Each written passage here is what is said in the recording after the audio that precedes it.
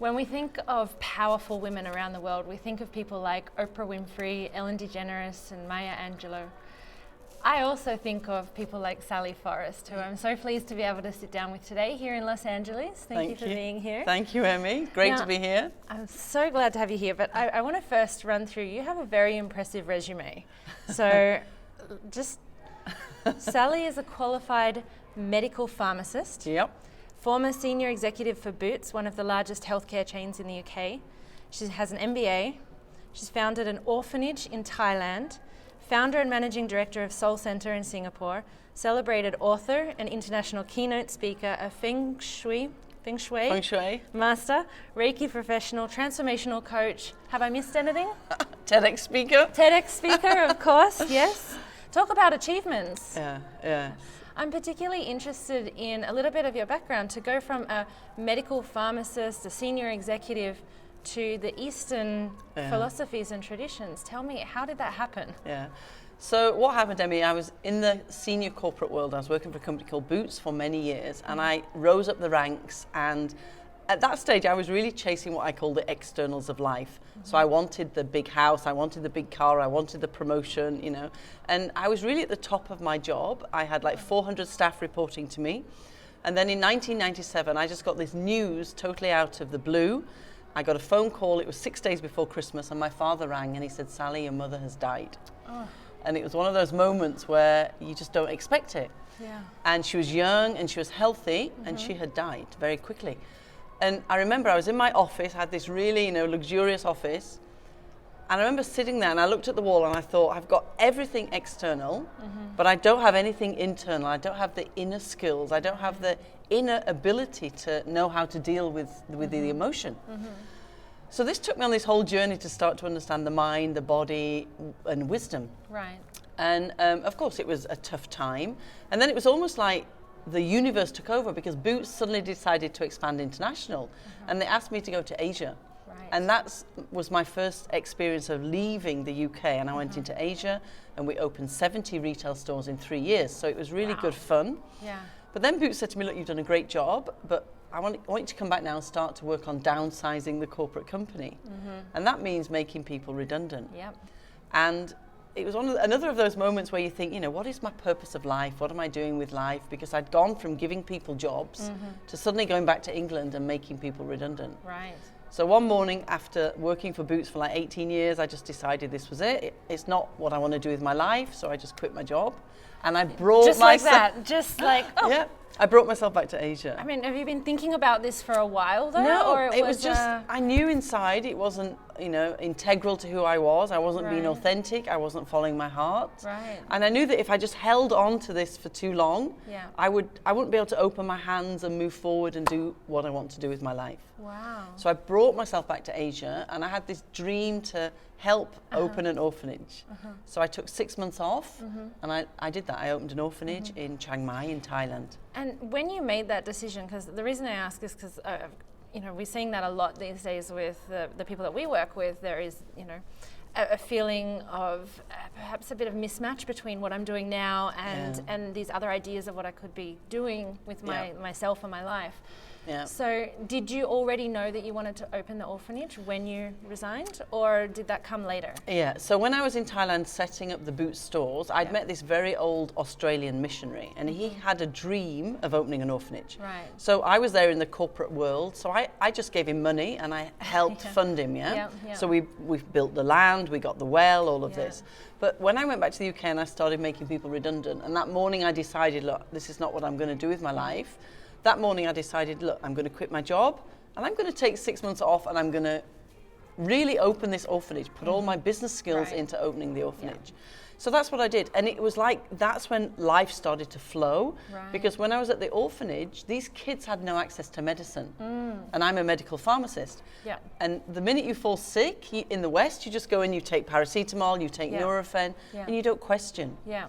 And here I was in Asia, and these people had no access to medicine, and yet they could do things. They could think differently. And that was the gateway to wisdom, because when I experienced that, I realized there is so much more to life than we know it. Yeah. So then I started to learn meditation, I started to learn healing, natural energy healing, and I started to learn that ancient Chinese wisdom, which is all about feng shui and the elements of the date of birth. Wow. So was that something that you resisted at first, or were you quite open to taking on new ideas of you know, how the body works? And no, I think I was quite open to it. I think I'd always had an interest. Yeah. And I think when I look back and I join the dots of my life, you know, I was always like intrigued in, you know, how the universe brings people to you, brings opportunities to you, and the consequences of saying yes to this opportunity or no to an opportunity. So, and how life starts to flow. So I've always had a deep interest. Great. Yeah. And so obviously there are many other people who have an interest in this area as well, because now you're training corporations, senior executives in these Eastern sort of approaches to life.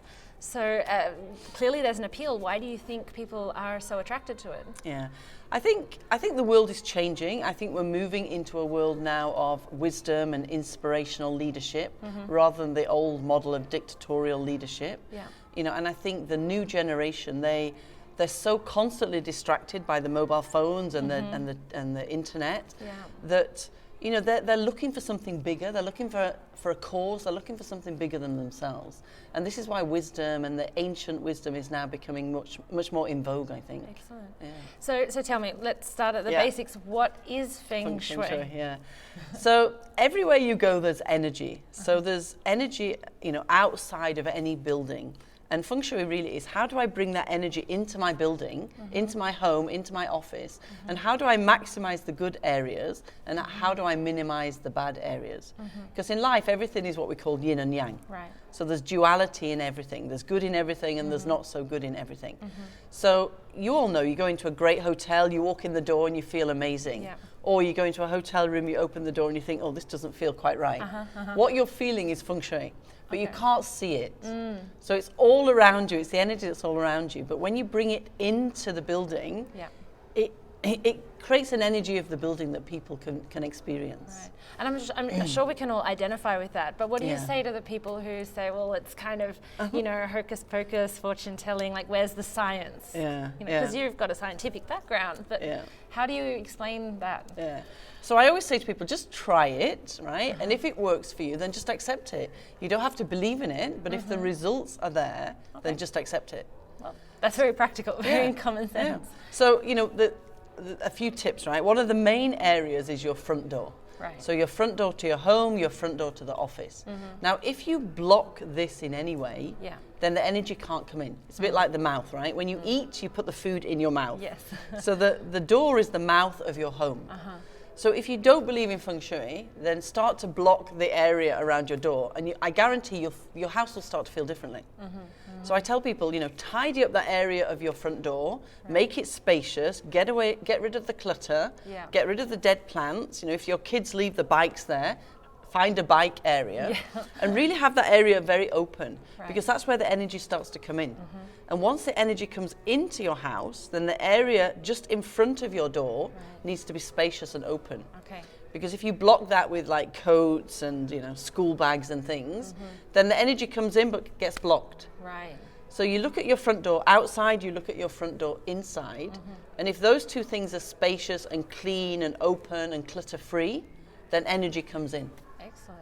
So what do you see are some of the common mistakes that, I'm going to focus on workplaces specifically because we spend so much of our time there. What are some of the common mistakes you see being made in workplaces? Okay, so in workplaces, the first thing you have to look at is the door. Yeah. So whatever building you take an office space in, the main door of the building is really important. Yeah. So if the main door of the building, for example, faces a road and the road is like going directly towards the building, then that energy is too fast and it's too severe for the building. So your building really should face an open area. But say you can't move your building or move a road. All right. So if you can't move your building, then we have to look at, you know, what is once you come through the front door, what is the area of the foyer looking like? Yeah. Is it spacious? Is it open? But I always try and advise people, if you can choose a good building to start with, that's the most important thing. Right. Because That's like 90% of the feng shui. Okay. So let me give you advice on how to choose a building, because some of your audience will be choosing, choosing an office space.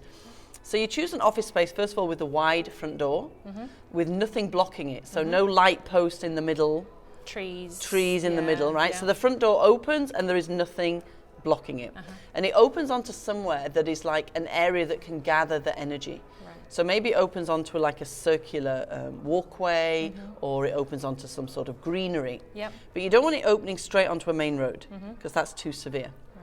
Once you've looked at the outside, then you look at the inside. So once I'm inside the building, you know, are the ceilings tall? Does it look modern? Does it look organized? You know, is it spacious? Or do you walk in and trip over something? If you do that, then that's not great feng shui. Absolutely, not great health and safety. It's not. No. So they're important things. And you've spoken in your in stages around the world about the 5 different elements. Can you tell us a little bit about that? So everything, the Chinese believe everything can be broken down into metal, water, wood, fire and earth, and yin and yang. So the yang is the more active, the yin is the more passive. Yang is daytime, yin is nighttime. You know, so it's the duality of life. So even people, the day you're born, I can map out the energy and I can explain to you who you are. If you embody those characteristics, then that's the easiest route for your success. Personal success, personal happiness, and wealth and health. Fantastic. So let's say you're a metal person. So metal people are quite structured, they're quite disciplined. They like things in a certain way. And it's important actually for metal people, if you go through a bit of hardship, you shine more. Because metal actually has to come out of the earth. So we say for metal people, actually hardship is quite good for you. Because the minute you go through hardship, it's like you're visible, you shine, you're seen more. So metal people are tough, and people like Margaret Thatcher are metal, and Queen Elizabeth is metal. So these are tough women that can endure hardship. Fantastic. And then we have water. Water is people who flow, who see the big picture, who can change. So 1 minute maybe they're the rain, 1 minute maybe they're the ocean, 1 minute maybe they're an ice cube. So they can change, right? These people are very fluid. They're adaptive, they're creative. That's good. And they're great business leaders. So people like Warren Buffett, Bill Gates, and Ellen DeGeneres, water people. Got it. Then we have wood. Wood people either are people that grow like the tall tree, or people that branch out and network. So growth and education and learning is very important for wood people. So people like Richard Branson are wood. People like Ronaldo, the best football player, you know, he's the biggest tree. And people like Oprah Winfrey, she's wood, because she needs to network. And then you have the fire people, and I love the fire people. Fire people are so inspirational. They're, you know, they have energy, they have passion, they walk in a room and they light up the room. Steve Jobs is a fire person. Vladimir Putin is a fire person. And my favorite fire person is Tony Robbins. Of course, And he's like the candle, and we say that the candle can light the candle in everybody else. So from one fire person, you can light up the whole world. So they're very inspirational, they're great public speakers. So what else have we got? Metal, water, wood, fire, and earth. So earth, people are very stable, they're very grounded, they're very trustworthy, they go very deep, they're self-driven. They tend to be a bit, you know, they're like the mountain, you have to go to them, they don't come to you. So they're a bit mysterious. But very interesting, we're sitting here in the USA. President Trump is Earth. Barack Obama is Earth. And Hillary Clinton is Earth. All Earth. All three of them are Earth. They make good politicians. So Earth people are good at keeping secrets. Politicians anyway. They're good at keeping secrets, but they're very good on their own agenda. And they have hidden depth. Earth people always have hidden depth. For better or for worse. For better or for worse, And I won't comment.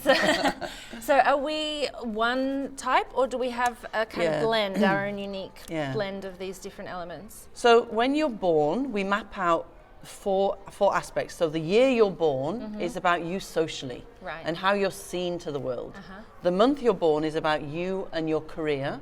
Whether you should be an entrepreneur, whether you should work for a major company, whether you should be a business owner. And what are your skill sets and what are your talents? That's the month. And then the day is you and your relationship. So, you know, what do you want from a husband? What does a guy want from his wife? What type of relationship will make you happy? And then the hour you're born is about your legacy, your relationship with children, your dreams, your hopes, your aspirations. Wow. So this is what we call the static chart, but then underneath there's a dynamic chart. So like each year, different things come in. Wow. So you can have all 5 elements, Yep. which means that you can use all these different skills, or some charts I see have 1 or 2 elements. Wow. And these are the people that once they follow that element, they really succeed massively because they're following their strength. So it can really help you get that direction with where to go. Yeah. In life, bigger picture, but also I imagine sort of in the short term, in different directions. Yeah, Brilliant. and it answers so many questions that people need answers, you know, like should I quit my job and get my own business? Should I go into a joint venture? Can I trust this person?